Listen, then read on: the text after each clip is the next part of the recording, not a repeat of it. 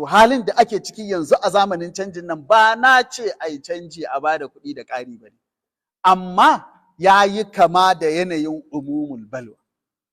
To sai kuma ka san ita mas'ala su fuqaha, ni yanzu misali alhukmul ijmali na faɗa, duk da dai na yi ƙoƙarin tanzilin shi a waƙin mu amma ba na yi tanzil ba ne. Fuqaha ne mujtahidun, su za su zauna su feɗa mas'alar su ga akwai wata mafita, akwai wata hanya da za ta hana abi wannan, ko ko ba yanda za a yi sai an wannan za a rayu rayuwa cikin sa'ida. Ba muna magana lalura, lalura mun riga mun faɗi magana ba laifi, so yanzu ba muna magana lalura bane, muna magana haja ne. To idan suka duba sai ga ba yanda za a yi fa sai ta haka, to fuqaha zai ce kai daidai wannan kwanakin al'umma kawai ku yi mu'amalan ku da dukiyar nan duk yanda kuke so, balle ma mas'alan naqd akwai maganganu a cikinta har zuwa wannan bala'i ya ɗauke, sai a koma ka'idan wancan hukunci sai ta dawo ta yi aikinta.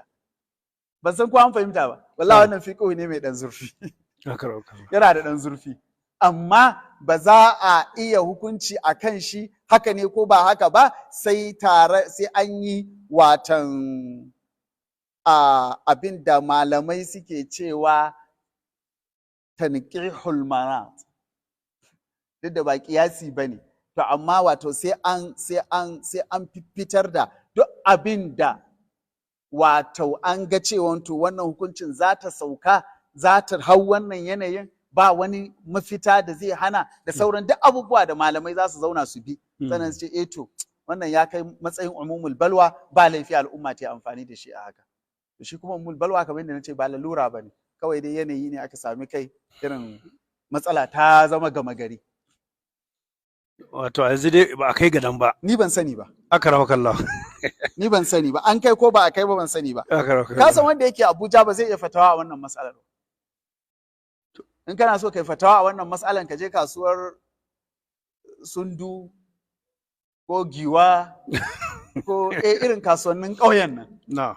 Kaga yanda ake rayuwa yanzu a irin wannan wuraren. To sai kai fata wannan.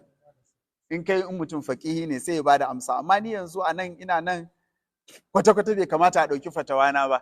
Idan na ce kar a yi ko a yi, gaskiya sai an je an shiga cikin wanda suke cikin matsalan da kyau. Amma wanda yake Abuja shi bukatansa da cash ba yawa. Gaskiya ne akramakallah, kuma gaskiyar magana har yanzu ana karɓan tsohon kuɗi. A garuruwan ma ana karɓa, ai lalura ne. Ai da yawa suna karɓa, wasu ba su karɓa, wasu suna karɓa. Amma dai ana dai cikin matsala. Ai tsohon kuɗin da ya shiga banki shikenan an kulle shi. Saboda haka tsohon kuɗin ma kanshi ba shi yanzu. Ya karanci. Matuƙa da gaske. Wato abin da yake yawo da a hannun mutane. Kuma ka san shi arziki fa ba wani abu bane sai yawon kuɗi a hannun mutane. Ko kuka fi mu sanin wannan. In aka ce ƙasa tana da arziki ba komai ake nufi ba, kuɗi na kewayawa tun daga sama har ƙasa, ya je hannun talaka mafi talauci, ya kewayo ya dawo hannun mai kuɗi, akwai shi yana ta yawo. Matukan akwai wannan akwai kuɗi. Ko? Sai yasa zaka ji a ita cewa gari kaza tafi kowane gari kuɗi. Saboda mene? Saboda irin kuɗin da ake juyawa a wannan garin. To komin talaucin matalauci insha Allah zai dan shafi maiƙon. Gaske. Wannan abin da yake juyawa. Amma in ya zama ya bushe ba abin da ke yawo, to akwai matsala. Akwai matsala, to halin da ake ciki kenan yanzu. Me yawon ya daina, yana yawo tsakanin masu account. Gaske. Akramakallah. Gaskiya ne. Na fahimta. Alhamdulillah. Allah saka da alheri. Wa alaikum salam wa rahmatullah.